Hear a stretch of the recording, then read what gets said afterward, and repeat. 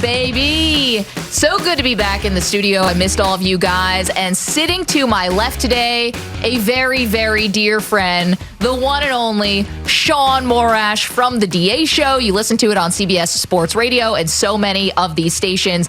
And Shaun was one of my former producers back at WFAN and has had such an incredible impact on my career that I had to ask if you wanted to co-host today. I'm so glad you said yes. Today is going to be weird. It's going to be silly and odd and strange, and we're here for all of it.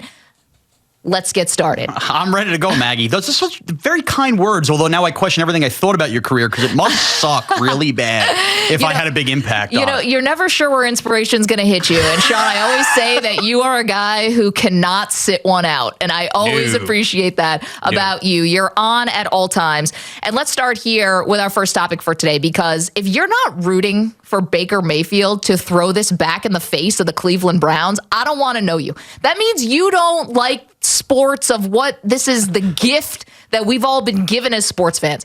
You have the Carolina Panthers, probably one of the most nondescript, boring franchises, plays in a division that just we expect Tom Brady's just going to walk all over yet again. And now they get the gift of Baker Mayfield, a spurned and ticked off Baker Mayfield. Shaun, he's looking at the last legs of his career. I mean, this is the crossroads here for the former number one overall pick. How could you not be rooting for a Baker reemergence? A Baker reemergence instantly becomes maybe the best storyline of the NFL season. Yep. Maybe. However, rooting for him to give it back to the Browns as if they didn't give him every opportunity as the first overall pick.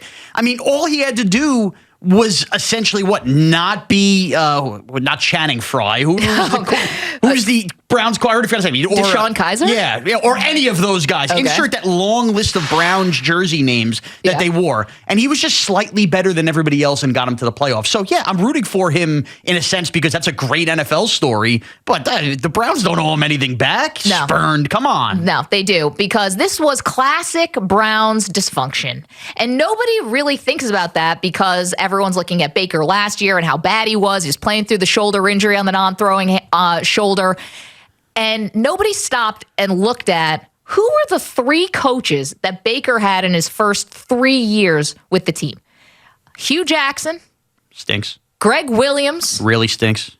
And then Freddie Kitchens. Really, really stinks. I just named three people who do not work in the NFL anymore. Until Kevin Stefanski came, and okay, now we can have a conversation. They obviously butted heads. They did not get along, Stefanski and Mayfield. And we can add that to the laundry list of head coaches and quarterbacks who just didn't get along. Very, very revealing, too, that the Browns put out a statement. The general manager put out a statement. No statement from Kevin Stefanski thanking Baker Mayfield for anything. They obviously just had a bad relationship. That's fine. But let's not act like Baker Mayfield went to the crown jewel franchise of the NFL and pooped all over it. Not true. He went to the Browns when they were still at their height of dysfunction, and they were continued to be that with him. So I can't put it all on Mayfield and say, like, man, this guy is a no-talent hack. He's thrown a lot of interceptions. He definitely has things to work on. Fourth quarters, sometimes you have to shield your eyes. Why don't we think he could get better? Well, he can get better. The problem is he wasn't a second-round pick. He wasn't Derek Carr. He was taken first overall in a draft that now has produced an MVP in Lamar Jackson, another MVP candidate in Josh Allen. Now, Josh Rosen and his own buddy in his room, Sam Darnold, stink. But that was a really highly touted draft. And I think we almost forget to that day of the draft where we didn't know the day before that Baker Mayfield was going to be the first overall pick. And when that started to leak out, there was a lot of surprise. Like, really? The Browns are going with Baker Mayfield? So the Browns went out of their way in identifying Baker Mayfield. And for a very unstable guy, he did stabilize a terrible franchise. But the reason we think he can't get better is when you're drafted first overall, simply being middle of the pack at the NFL at best is not good enough. And that's why I don't think the Browns owe him anything. But the question is, can he get better? And more or less, are the Panthers that stable, Matt Rule, and Ben McAdoo is their offensive coordinator to help him get better? He's got to battle through even more adversity now. Well, I don't know about that. You're right about Rule. They obviously come in, and there's a ton of urgency here. We can talk about, and your voice is just dripping with disdain for Ben McAdoo, by the way. You're a Giants fan. Shaun Morash, if you're listening to the sound of my voice, has a Giants logo tattoo somewhere. Shoulder? Not my butt, Maggie. We're going to go bicep here. Bicep. What's left of it? For everyone to see how proud you are as a New York Giants fan, you're dripping with disdain for Ben McAdoo. I would say he's probably not the biggest problem the Giants were having over the last couple of years. However, this to me, okay, is Baker Mayfield going to be Tom Brady? No, like the ship sailed on all of that, on all the all-time great stuff. But could he be Alex Smith? Could he be Alex Smith, a guy who, again, cycled through offensive coordinators and coaches early in his career? And I would say when you think of Alex Smith now, unfortunately, you think about, a devastating injury that he came back from. But I don't think people look back at Alex Smith and say, wow, what a bust, which they could have said as he was the number 1 overall pick. No, but at the same time, when Alex Smith did stabilize his career in Kansas City and get the team to a couple playoffs, what were you always thinking about when you were watching the Chiefs? Man, if they only got better at quarterback. And they did with Patrick Mahomes. Man, if they only got better at quarterback. And it kind of feels like that's where the Browns got, right? Like when they got Baker Mayfield, they almost did get Alex Smith. They got it where the team built itself up. A good defense, Denzel Ward, Myles Garrett. Yep. They added the weapons around him. It's not like you didn't have a chance to succeed when you have Jarvis Landry and Odell Beckham Jr. And that great run game. He already was Alex Smith, in my opinion, even though it wasn't on that second turnaround. And I think you're just going to answer the same question to Carolina. Is he better than Teddy Bridgewater a couple of years ago? Sure. Is he better than Sam Darnold? Well, he better be. Yeah. Is he better than Cam Newton? I'm back, Cam Newton. Again, he better be. But I feel like you're going to watch Carolina football this year, and outside of a couple fun weeks, which might be week 1 versus the Browns, you're going to sit there and go, man, you know what? This Panther team's not bad. If only they could get better at quarterback. Yeah, well, then if they really don't think that Baker's going to help them in any meaningful way, then this was a pretty stupid trade. Because here's the thing about Carolina. They have a really good defense. They play in a pretty bad division, one that's definitely, besides Brady and the Bucs, not a whole lot to write home about there. So I think they probably look at themselves and say, listen, we're going to run into a few wins here if we just have a more competent quarterback than Sam Darnold.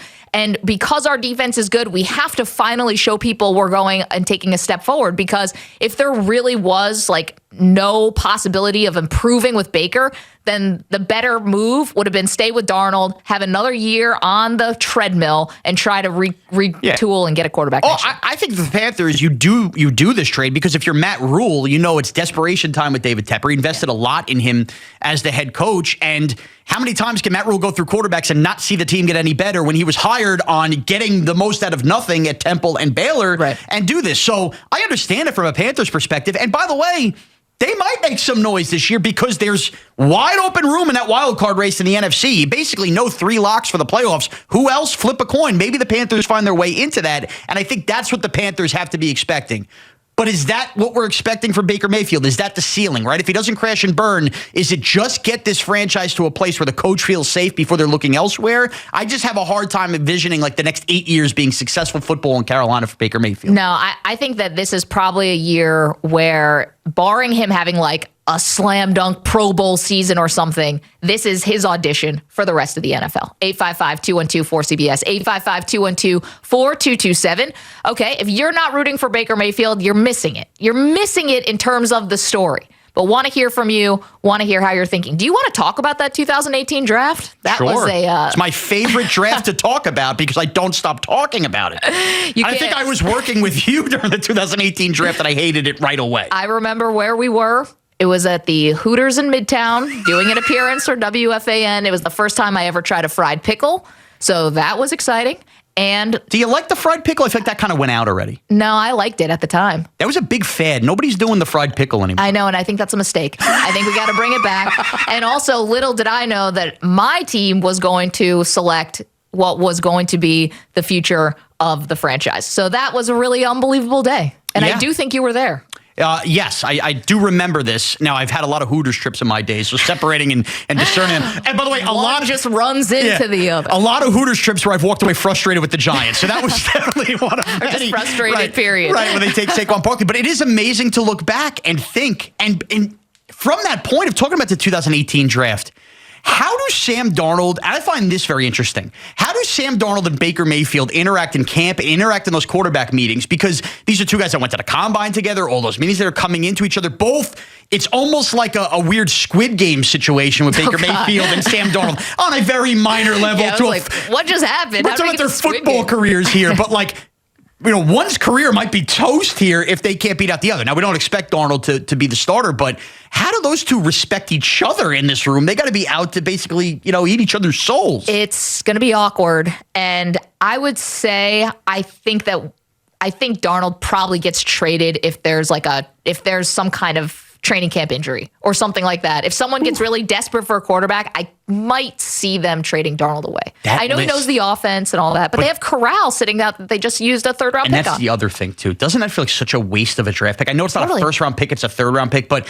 Carolina's not exactly depth with, loaded talent where they couldn't use extra help somewhere. Third-rounders are supposed to be starters at other positions. So, I mean, is he going to be sit there breathing? And by the way, is Baker Mayfield the right guy to tutor along a Matt Corral? Probably not either. So I feel like that quarterback room just feels like a mess. It feels like an absolute mess. Thank you for watching our video. Please like, comment, and subscribe. And if you want to see more videos like this, just hit the bell. Yeah, ring the bell. Just hit the bell.